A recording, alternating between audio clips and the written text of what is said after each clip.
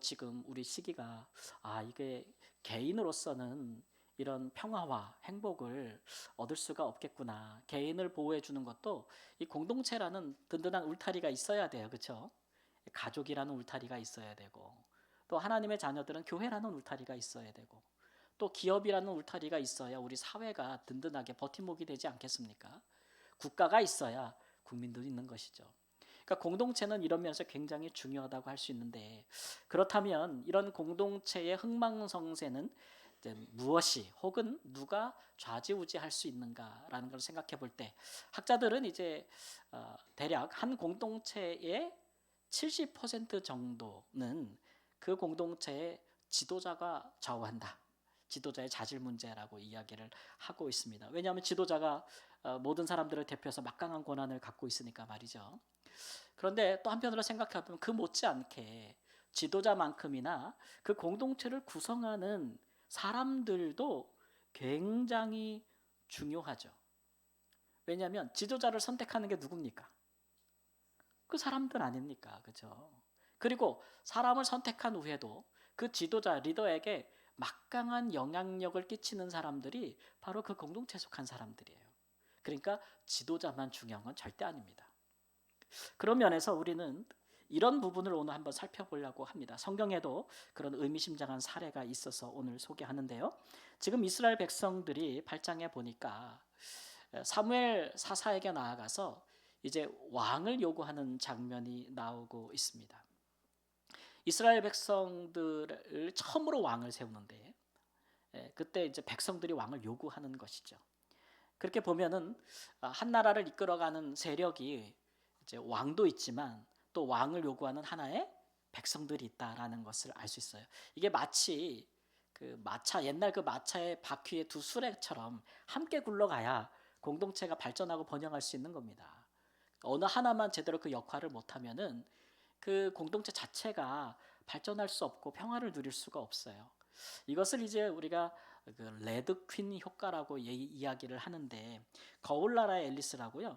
이상한 나라의 앨리스를 썼던 루이스 캐럴이라는 분이 쓰신 책에 의하면 체스 게임을 하는데, 거기서 어떤 내용이 나오냐면은 전 그 체스를 뜨는 말들이 전속력으로 달리지 않으면, 전속력으로 달려야 현재의 위치를 유지할 수 있다, 이렇게 얘기를 해요. 예. 그 얘기는 뭐냐 하면, 그래서 이제 그 이야기를 본따서 우리가 사회, 경제, 국가 공동체의 레드퀸이라는 효과를 얘기해요. 뭐냐면 국가를 다스리는 지도자와 그 사회를 구성하는 백성들이 함께 최선을 다하지 아니하면 공동체가 발전할 수 없다. 제대로 유지가 될 수 없다. 이렇게 이야기를 하고 있거든요.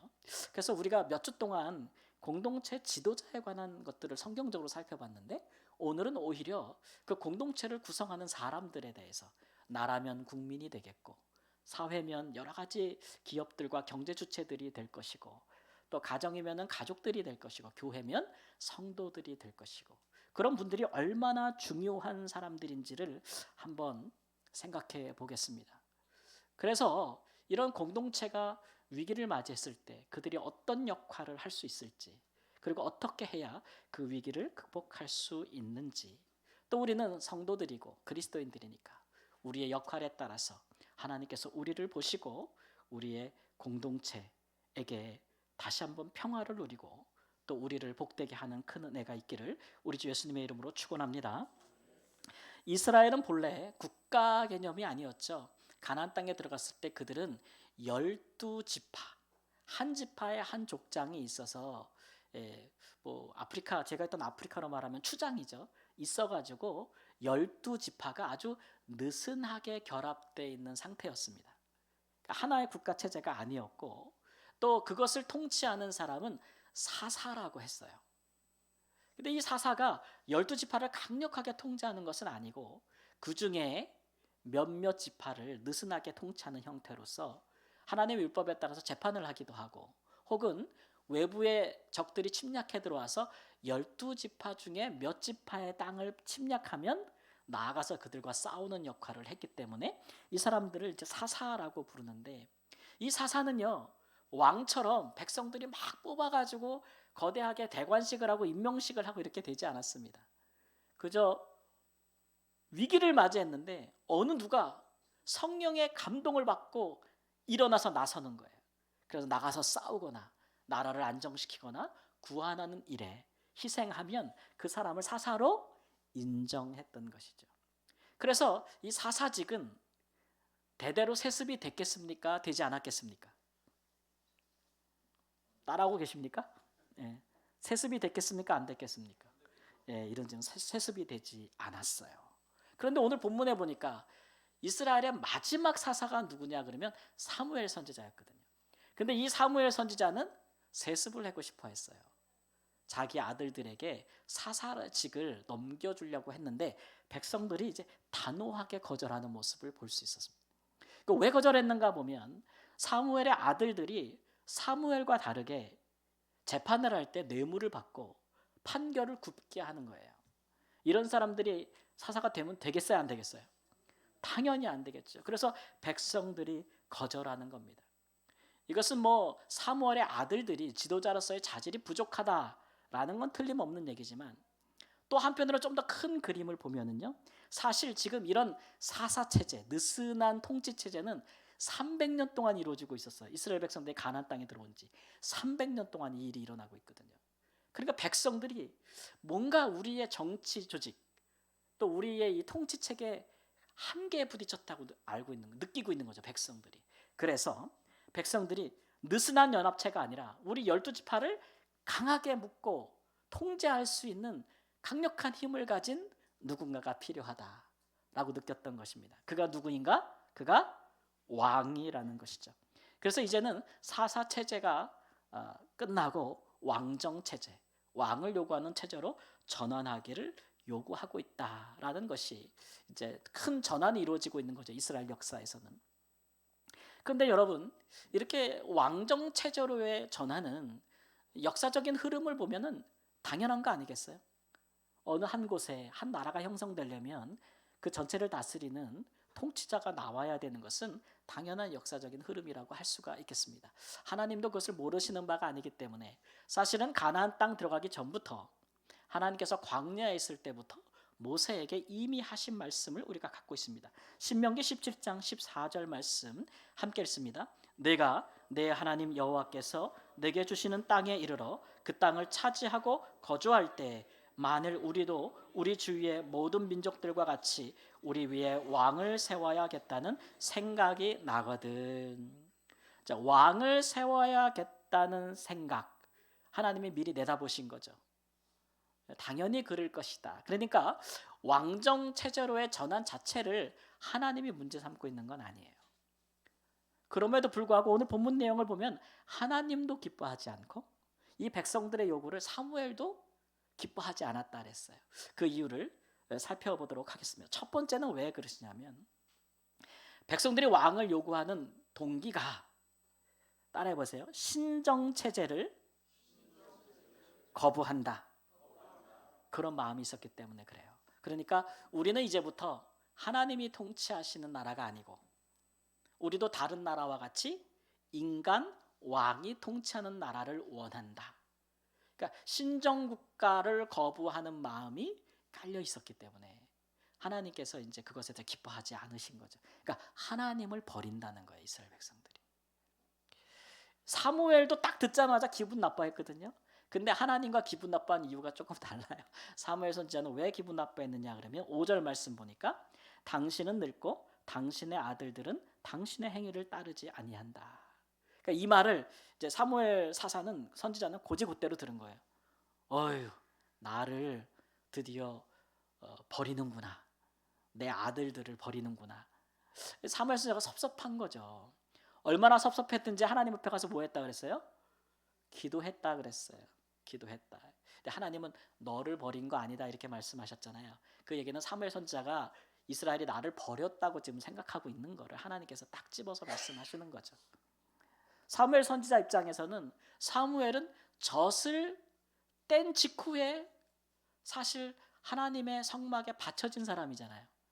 나실인처럼 구별되어서 어릴 때부터 성막에서 수종들면서 제사와 하나님의 말씀을 백성들을 위해서 수종들었던 사람이에요. 당시에 우리의 제사장들이 얼마나 타락했는지 알잖아요. 그런데 그 와중에도 자기 자신을 하나님 앞에서 성결하게 지키면서 하나님의 음성을 직접 듣고 하나님의 이상을 보면서 민족이 위기를 당할 때 전쟁 가운데서도 백성들을 이끌어갔던, 성막이 회파되고 적들이 쳐들어와 가지고 대제사장을 다 죽여버리고 성막을 다 무너뜨렸을 때에도 이 사무엘 선지자가 중심이 돼가지고 이스라엘 백성들을 기도회 중심으로 이끌어갔던 그런 지도자 아닙니까? 그리고 우리가 미스바 대성회라는 것을 성경에 알고 있잖아요. 그렇게 평생을 이스라엘을 위해서 헌신한 사람인데 늙으니까 백성들이 당신도 필요 없고 당신의 아들들도 필요 없다. 그러니까 마음에 뭐예요? 굉장히 이제 섭섭한 거예요. 이게 이제 사무엘 선지자의 반응이죠. 그런데 하나님은 언제나 표면적인 것보다 이면적인 것들을 보시잖아요. 하나님은 사람의 말도 잘 들으시지만 그 말 뒤에 숨겨진 사실, 드러내지 않은 뜻도 우리 하나님은 헤아리시는 분이라는 것을 우리가 알죠. 그러니까 하나님은 그 의도 속에, 백성들이 왕을 요구하는 의도 속에 더 이상 우리는 하나님이 필요 없습니다 라는 속뜻이 들어있다는 것을 아셨어요. 근데 여러분, 이것은요, 이스라엘 백성들이 자기들의 역사성, 정통성 이런 것들을 다 부인하고 있는 거예요. 생각해 보세요. 이제 오늘 본문에도 8절부터 나오는데 하나님께서 말씀하시기를 내가 너희를 애굽에서 인도하여 낸 때부터 지금까지 이렇게 얘기하시잖아요. 무슨 일이 있었던 것입니까? 이스라엘 백성들이 애굽에서 노예로 수백 년을 살다가 처참하게 살았을 때 그들을 거기에서 구원해내고 해방시키고 자유민이 되게 하신 것, 그들 스스로 쟁취한 겁니까? 그들 스스로 얻어낸 것입니까? 아닙니다. 하나님께서 그들에게 모세라는 지도자를 보내서 그들을 구원해내셨고 그들이 스스로 구원할 능력이 없음을 아시고 애굽과 바로를 10가지 재앙으로 치시고 이스라엘 백성들을 홍해를 건너 구원해내신 분이 누구십니까? 하나님. 그래서 그들이 자유민이 된 거예요. 근데 땅 하나 없는 사람들이 광야로 나왔을 때 그 광야에서 40년 동안 그들을 먹이고 입히고 여전히 그 추가 줄지 않도록 그렇게 하신 분이 누구십니까? 하나님이시고, 그들이 지혜도 없고 지식도 없으나 그들에게 하나님의 지혜와 지식으로 다른 민족에게는 전혀 없는 율법을 주시고 굉장히 수준 높은 법을 그들에게 주시고 하나님의 영광을 그들에게 보여주시면서까지 그들을 지혜 있는 민족으로 만들어주신 분도 그분도 하나님이시고, 가나안 땅에 입성해서 그 장대하고 그 높은 성과 요새에 거하는 민족을 내쫓으시고 그 땅을 이스라엘 백성들에게 주신 이도 하나님이시란 말이에요. 그 땅을 받은 것도 하나님. 그러니까 이스라엘의 역사는 지금 하나님과 이스라엘 백성들 사이에 서로 맺은 이 관계, 이거를 빼고는 설명할 수가 없어요. 이것을 우리가 뭐라고 부르냐면 언약이라고 불러요. 잊지 않기 위해서 다 같이 언약. 하나님과 언약을 맺은 거예요. 오늘 우리가 맺는 계약처럼 조금 더 의미가 깊지만, 그러면 그 내용이 뭐였냐 그러면 율법이에요. 너희는 이렇게 이렇게 하라, 이렇게 이렇게 살아라. 그러면 나는 너희의 하나님이고 너희는 내 백성이다. 내가 너희에게 준 땅에서 너희가 너희의 생명이 길리라, 이렇게 약속하신 거. 근데 축복에 대한 약속만 있는 것은 아니에요. 그런데 너희들이 만일 그 땅에서 살면서 나를 버리고 내 계명을 버리고 너희가 타락하고 죄를 짓고 너희 전에 그 땅에 살았던 민족들보다 더 타락하게 되면 어떻게 하신다 그랬어요? 그 땅에서 쫓아낸다 그랬어요, 하나님께서. 그게 모든 모세와 맺은 언약에 들어있는 내용이에요. 뿐만 아니라 그 뒤로도 같은 내용으로 계속 언약식을 갱신했어요. 그러니까 이스라엘과 하나님은 이런 언약 관계에 있는 거예요. 그러니까 한순간에 그냥 이제 우리 싫어, 우리 이제 하나님 다 버리고 우리는 하나님이 다스리는 나라, 하나님이 주신 율법 그런 거 다 때려치우고 우리 다른 나라처럼 살 거야. 마치 우리가 지금 그리스도 예수님 믿고 그리스도인이 됐는데 어느 순간 아우 다 싫어. 하나님도 싫고 예수님도 싫고 싹 싫어. 나는 그냥 안 믿는 사람처럼 하나님 없는 것처럼 내 맘대로 세상에서 내 뜻대로 살 거야 라고 말하는 거하고 똑같은 거예요. 그렇게 말한다고 그렇게 되겠느냐는 거예요. 하나님과 우리와 맺은 언약, 은혜 언약 안에는 그런 내용까지도 다 포함되어 있어요. 만일 너희가 그런다면 어떻게 될지 알아? 이것까지 다 포함되어 있단 말이에요. 예. 그러니까 지금 이스라엘 백성들이 하나님을 버리고 다른 나라들처럼 이방 나라들처럼 되겠다고 하는 것은 굉장히 이스라엘 전체 공동체에게 아주 어리석은 짓이고 스스로를 불행하게 만드는 잘못된 방향과 목적으로 나아가고 있는 것이다 라는 것이죠. 그러고 나서 그런 마음으로 왕을 세워봤자 백성들이 그러한 마음인데 그 왕이 제대로 통치할 수 있겠느냐 이런 말입니다. 잠언 29장 18절 말씀 함께 읽겠습니다. 묵시가 없으면 백성이 방자히 행하거니와 함께 읽습니다. 시작. 묵시가 없으면 백성이 방자히 행하거니와 율법을 지키는 자긴 복이 있느니라. 여기 묵시란 말은 히브리어로 해존이란 말인데 이게 번역을 하면 영어로 번역을 하면 계시나 혹은 비전 이런 식으로 해석이 가능해요. 그러니까 그래서 우리가 이제 늘 듣는 말이 뭐냐면 비전이 없는 백성은 어떻게 된다? 망한다 이렇게 이제 이야기를 하는 것이잖아요. 그러니까 한 공동체를 구성하는 사람들이 분명한 하나님으로부터의 계시 또는 하나님께서 보여주는 이상 이 공동체는 어떤 공동체로 나아가야 한다는 비전이 없으면 그 공동체는 미래가 없다는 거예요. 망한다라는 것이에요. 망한다. 그래서 성경에서 보여주고 있는 것이죠. 이것을 우리에게 적용한다면 국가도 또 사회도 기업도 교회도 가정도 다 뭐가 있어야 돼요? 비전이 있어야 돼요. 특별히 하나님의 사람들은 그 비전을 어디서 얻느냐 그러면 하나님의 말씀에서 얻는 것이죠. 그 비전이 있어야 돼요. 그래야 그 비전을 따라서 지도자도 올바로 세워지는 것이고 그 공동체가 제대로 된 방향으로 나아가기 때문에 그 공동체가 번영하고 발전하는 것은 비전이 있어야 된다. 반드시 있어야 된다는 거죠.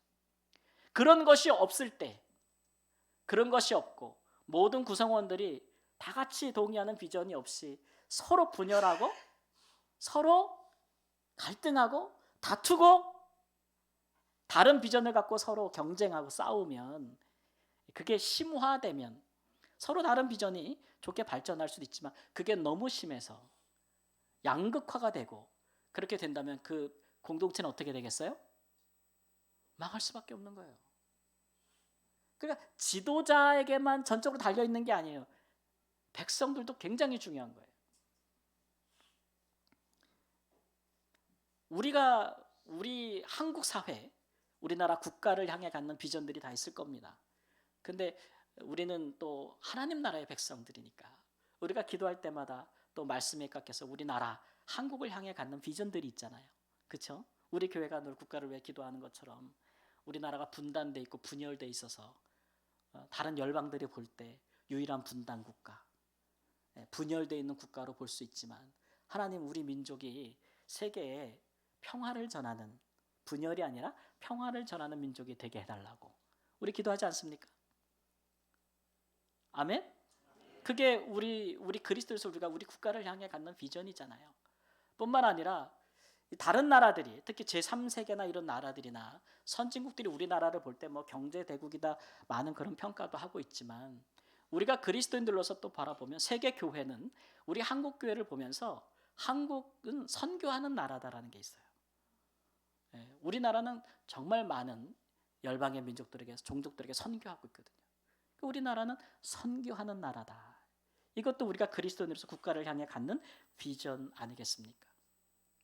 이런 비전을 우리가 다 같이 갖고 있는 한 그리고 그 비전에 합당한 일을 행하는 한 우리 나라를 하나님은 선교하는 나라로 쓰실 겁니다.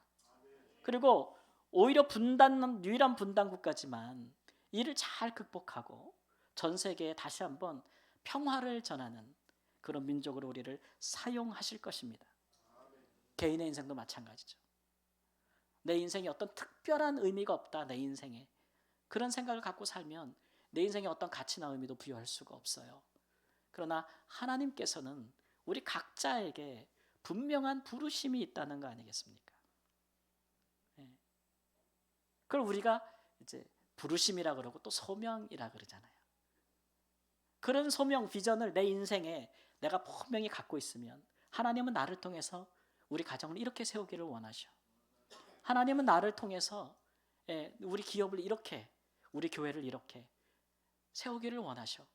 이런 마음에 대한 인식을 갖고 있는 것은 굉장히 중요하다. 그것이 없으면 망한다는 거예요.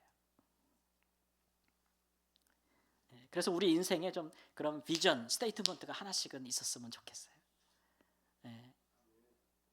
1950년대, 60년대 미국에서 이 흑인 인권 운동을 했던 마틴 루터 킹 목사님 여러분 아시죠? 그분의 아주 유명한 연설 제목을 여러분 기억하십니까? I have a dream이라는 거예요. 나는 꿈이 있다. 이게 비전이죠. 네, 그렇습니다. 그 내용들을 보면은 당시에 미국 사회에서 얼마나 뭐 노예제도가 폐지는 됐지만 얼마나 차별이 심했는지 대표적인 예가 그런 거예요. 미국을 이렇게 관통하는 도로가 66번 도로예요. 이 66번 도로 미국을 쫙 관통해서 가는 도로인데 이 도로의 많은 지역이 이른바 선셋 타운이라는 곳이 있습니다.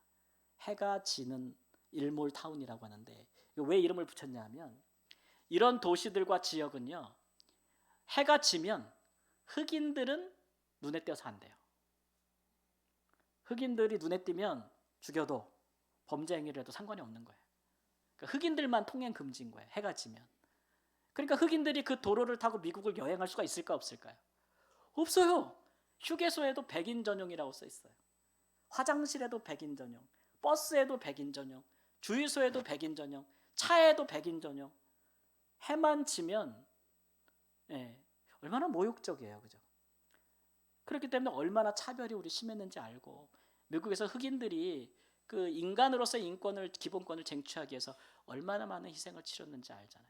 또 이분이 또 암살당하기도 했고. 근데 그분의 이제 우리가 그분은 죽었으나 그분의 아주 훌륭한 점 리더십 중에 하나는 모든 흑인들뿐만 아니라 많은 인종들에게 비전을 심어줬다는 거죠. 나는 꿈이 있다. 모든 민족이 인종들이 차별 없이 아이들이 서로 손을 잡고 함께 살아가는 그런 꿈이 있다. 그렇죠?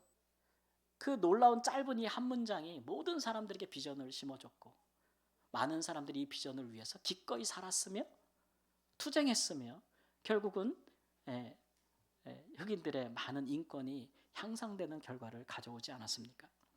요즘 우리나라 개봉된 그 영화 중에서 요즘 며칠 만에 몇백만이 본 영화가 하나 있어요. 안중근이라고, 그죠? 누구야? 이랬으면 누구지? 이럴 수도 있는데 그분이 하신 말 중에 유명한 명언들이 있는데 그 중에 하나가 먼 곳을 향한 생각이 없다면 큰 일을 이루기 어렵다. 비전이라는 게 어디를 바라보는 겁니까? 앞을 내다보는 거잖아요. 먼 곳을 바라보는 거잖아요. 한 공동체가 함께 나가야 할 성경적인 하나님이 보시기에 올바른 비전을 함께 갖지 못하면 그 공동체는 오래 갈 수 없고 자멸할 수밖에 없다. 그런 면에서 볼 때 우리는 이제 우리를 점검해 봐야 돼요. 나는 내 인생의 비전을 갖고 있는가? 하나님의 부르심을 명확하게 가지고 있는가? 우리의 가족들은 서로 가족이라는 이름에 묶여서 우리가 분명한 신앙의 비전을 갖고 살고 있는가? 누가 한 사람이 아니라 모두 다. 우리 교회는 분명한 비전 속에서 함께 나아가고 있는가? 우리 사회는 이런 부분에 있어서 백성들이 사분오열하고 다투고 싸우고 미워하고 정쟁한다면 어떻게 되겠는가? 우리 국가가 만일 그렇게 된다면 어떻게 되겠는가? 이런 것들을 정말 유심히 생각해 봐야 되는 것입니다. 우리의 현실을. 다시 한번 우리가 이럴 때 나부터 분명한 비전을 가지고 또 국민들이 그런 비전을 가진 사람들이 많을 때에 그 비전에 맞는 시대적인 지도자가 세워지지 않겠습니까? 백성들이 다 분열하면요, 그 다음에는 힘센 사람이 지도자가 돼요. 그러나 백성들이 국민들이 마음을 같이 하고 뜻을 같이 해서 좋은 비전을 가지면 그 시대에 꼭 필요한 비전에 맞는 지도자가 탄생하게 될 것입니다. 우리부터 그렇게 우리 비전을 분명히 행하고, 특히 우리는 그리스도인으로서 하나님 나라의 비전을 갖고 한 가정의 일원, 한 교회의 성도, 또 한 사회의 또 경제 주체, 또 한 국가의 국민이 되는 은혜가 있기를 우리 주 예수님의 이름으로 축원합니다. 또 하나는, 하나님은 왜 부정적이었는가? 그러면 이 신정처제를 거부하는 백성들이 앞으로 왕에게 줄 압박감 때문에 그래요. 왕에게 끼칠 나쁜 영향들. 사무엘 선지자는 하나님의 말씀을 따라 왕의 제도를 가르쳐 주면서 경고했습니다. 너희들이 원하는 이방 나라의 왕은 국민들의 재산권, 자유권, 노동권, 생명권을 심각하게 제약한다. 심각하게 제한한다. 니네 분명히 알고 요구해라. 막 이렇게 얘기하죠. 이런 막대한 권한을 가진, 권력을 가진 왕이 하나님 앞에 정말 백성들을 잘 통치하고 섬기면 너희들에게 좋겠지만, 그 왕이 만일 나쁜 사람이면 너희들은 큰 고통에 빠질 것이니까 알고 구해라. 이렇게 경고를 하는 건데, 이스라엘 백성들이 듣기조차 뭐 했다고요? 거절했다. 이거 들었어야 돼요. 그래서 우리에게 지금 우리가 왕을 요구하고 있지만 왕이 중요한 게 아니구나. 그 왕이 어떤 사람인지가 중요한 거잖아요. 그렇죠? 그러니까 이방 나라와 같이 자기가 곧 신이고 자기가 곧 법이며 내 말이면 아무도 누구도 뭐라고 할 수 없는 그런 막강한 절대 권력을 가진 왕을 구하지 말고, 하나님의 통치에 순종하는 왕이라 할지라도 하나님 눈치 보고 하나님의 주신 법을 따라 통치하고 백성들의 생명과 함부로 해하지 않고 재산을 갈취하지 않고 전쟁을 일삼지 않고 이런 여러 가지 제약이 있는 왕을 구해야 된다고 이야기하는 것이에요. 근데 백성들이 듣기를 뭐 했다고요? 거절했다. 그들은 고집했고 하나님의 경고를 듣지 않았습니다. 이런 무리들이 이제 이스라엘의 왕이 세워진 뒤로 왕에게 굉장히 많은 상당한 이제 압박을 주게 되는 것이죠. 우리가 알다시피 이제 이스라엘의 초대 왕은 누굽니까? 사울입니다. 사울. 근데 그 사울이 하나님께 버림을 받았어요. 왜냐하면 하나님이 왕에게 요구하는 바를 듣기를 싫어하고 이 왕이 자기 마음대로 통치하려고 했거든요. 그랬을 때 사무엘 선지자가 그에게 나무라자 그가 한 말이 있습니다. 사무엘상 15장 24절 말씀 함께 읽겠습니다.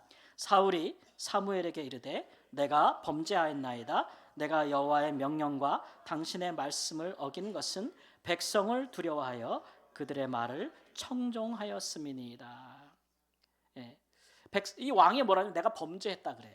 내가 죄를 졌다고 자백하는데, 근데 그 이유가 뭐냐 그러면 내가 백성들을 두려워했다 이런 얘기예요. 어떻게 보면 통치자로서 하나의 약간 변명이 될 수도 있겠으나 아주 없는 사실은 아닐 겁니다. 그러니까 이스라엘 왕이 하나님의 법에 따라 통치하지 말고 다른 나라 왕처럼 하고 싶은 대로 해, 원하는 대로 해 라고 왕을 지지하고 왕에게 이렇게 압박하는 백성들의 무리가 있었단 얘기예요. 실제로. 그래서 왕이 그들의 지지를 받고 판단했다는 거죠. 그런 부분을 지적하고 있지 않습니까? 우리가 신약성경에 가면 요한복음에도 이제 그런 게 나오는데, 특히 사복음서 중에 요한복음에 보면 일단의 무리들로 표현된 사람들이 나와요. 이 무리들로 표현된 사람들은 예수님을 정치적인 지도자로 삼으려고 했던 운동을 벌였던 사람들이에요. 근데 예수님은 이 땅에 뭐 혁명가, 정치적인 지도자로 오시지 않았잖아요. 백성들의 죄를 사하는 그런 자로 오셔서 기꺼이 그 죄를 인하여 백성들의 짐을 짊어지고 마치 제사의 제물처럼 자기가 대신 희생하시겠다는 그런 구세주로 오셨는데, 그런 길 가지 말고 민중들을 선동하고 백성들을 선동을 해서 무력 투쟁을 해가지고 로마에 항거하여 독립을 쟁취하고 세속적인 왕이 되라고 계속 예수님 주위에서, 사람들이 백성들이 예수님을 좋아하니까 예수님을 계속 충동질하는 일단의 무리들이 있었다는 것을 얘기하거든요. 거기에 아주 지대한 영향을 받은 사람들이 이제 제자들인 거예요. 제자들은 처음에는 진짜 순수한 마음으로 예수님 따랐거든요. 모든 것을 다 버리고 예수님을 따랐는데 하다 보니까 자꾸 이런 사람들의 말에 이제 귀를 기울게 되니까 예수님이 하고 싶은 일보다는 예수님을 임금 삼아 놓고 자기들이 되고 싶은 거 거기에 자꾸 초점을 맞추게 되는 거예요. 그러니까 가면 갈수록 예수님과 이렇게 이반되는 거죠. 그런 것들이 있음을 이야기하고 있는데 근데 우리 예수님께서는 아주 훌륭한 통치자 아니겠습니까? 그런 유혹을 다 물리치고 그분은 십자가로 승리하셨다. 아멘? 아멘. 근데 이 땅에 예수님 같은 통치자가 어디 있어요? 그죠? 사람이 흔들리면 다 흔들릴 수밖에 없는 부족한 게 아무리 통치자라 해도 인간이에요. 그러니까 우리 그 한 공동체의 지도자가 있어도 그 공동체를 지도자를 세워놨어도 그 사람을 바른 길로 처음에 세워진 목적과 방향대로 비전대로 그 사람이 늘 갈 수 있도록 그 구성원들이 뭐 해야 돼요? 도와줘야 돼요. 그렇죠? 교회로 말하면 저같이 부족한 사람을 담임 목사로 여러분이 기도하며 세웠잖아요. 그러면 제가 하나님 앞에서 올바른 길의 목회자를 길을 갈 수 있도록 뭐 해줘야 돼요? 기도해주고 뭐 해줘야 돼요? 도와줘야 돼요. 제가 막 엉뚱한 길로 가면 막 이상한 길로 가면 여러분 어떻게 해야 돼요?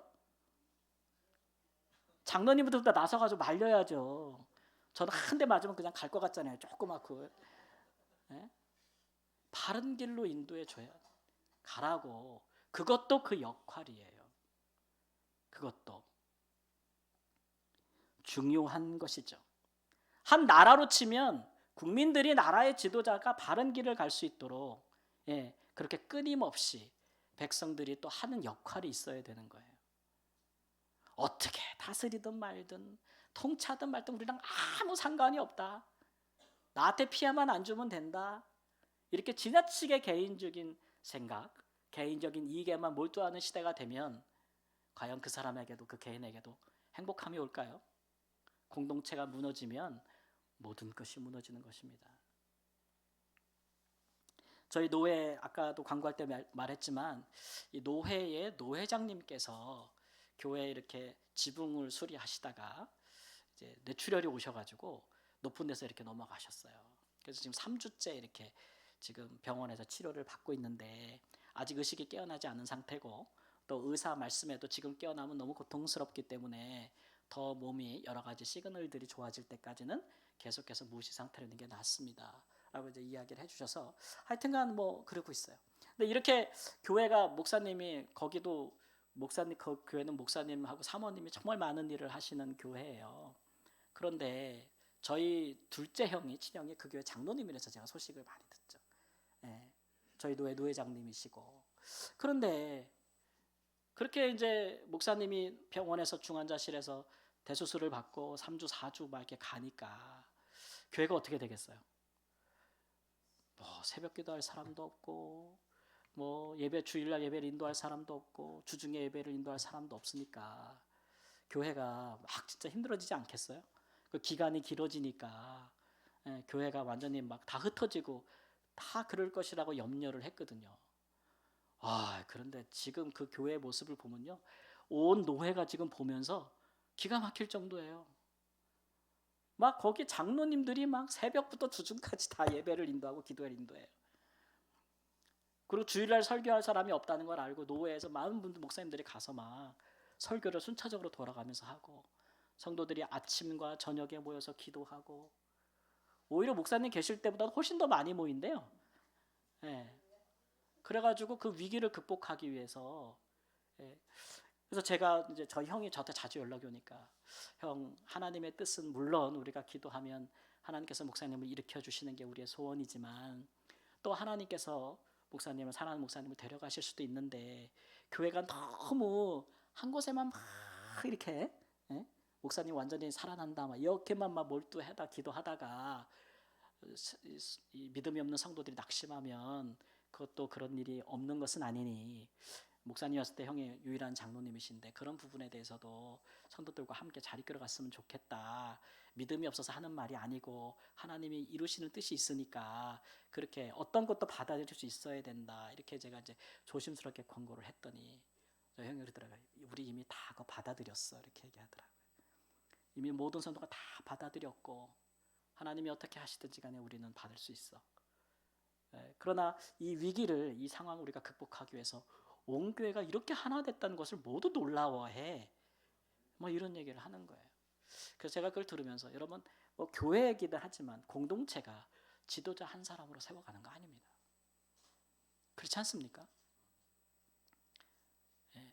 그 공동체에 속한 한 사람 한 사람, 그 한 사람 한 사람의 그 제대로 된 자리에서 자기의 역할을 감당하는 것으로 공동체가 세워져 가는 것이죠. 나라가 이렇게 어지럽고 그럴 때 우리가 지도자에 대해서 여러 가지 의견을 가질 수 있습니다. 그러나 한편으로는 또한 이 나라의 국민으로서 내가 지금 어떻게 살아가고 있는가, 그런 부분도 우리가 돌아봐야죠. 돌아봐야죠.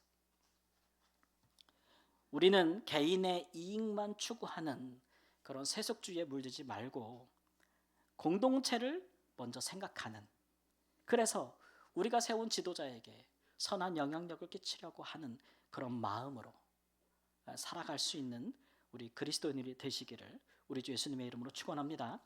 사랑하는 성도 여러분, 공동체 위기가 모두 지도자 한 사람에게만 있는 것은 아닙니다. 공동체 모든 사람들이 함께 짊어지고 나아가야 할 부분이 있습니다. 지도자는 공동체에 속한 모든 사람들에게 큰 영향을 받습니다. 그러므로 우리는 그리스도인으로서 우리가 속한 공동체를 향한 하나님의 비전을 분명히 품고 그에 합당한 삶으로 또 세상에 선한 영향력을 끼치는 한 가족, 한 교회, 또 사회, 국가의 일원으로 사시기를 우리 주 예수님의 이름으로 축원합니다. 아멘. 기도하겠습니다. 주님, 전체가 흔들릴 때 그러나 하나님께서 한 사람을 주목해 보신다는 것을 하나님 기억합니다. 다 잘못되는 것 같아도 하나님은 어디선가 새로운 일들을 시작하시고 공동체를 구원할, 새롭게 할 새로운 역사를 하나님 계획하시고 이루시는 줄을 믿습니다. 하나님의 백성들 중에 하나님 마음에 합하고 정말 이 시대와 민족과 국가와 사회와 하나님 여러 것들을 위하여서 하나님 자신을 드리고 섬길, 희생할 준비가 되어 있는 자들이 하나님 나라와 민족과 사회를 이끌어갈 수 있도록 도와주옵소서. 하나님, 우리가 먼저 하나님의 자녀들로서 우리가 속한 공동체의 그런 한 지체가 되기를 원합니다. 그렇게 한 사람 한 사람이 모여 분명한 비전을 품고 나아가면서 서로를 복돋아 줄 때에 주께서 공동체를 통해서 우리 개인도 복을 주시고 은혜를 주시고 형통케 하여 주실 줄을 믿습니다. 하나님의 선한 역사가, 크신 역사가 당신의 백성들을 통해서 이루어지게 하여 주옵소서. 존귀하신 우리 주 예수님의 이름으로 기도합니다. 아멘. 우리 함께 봉헌하겠습니다.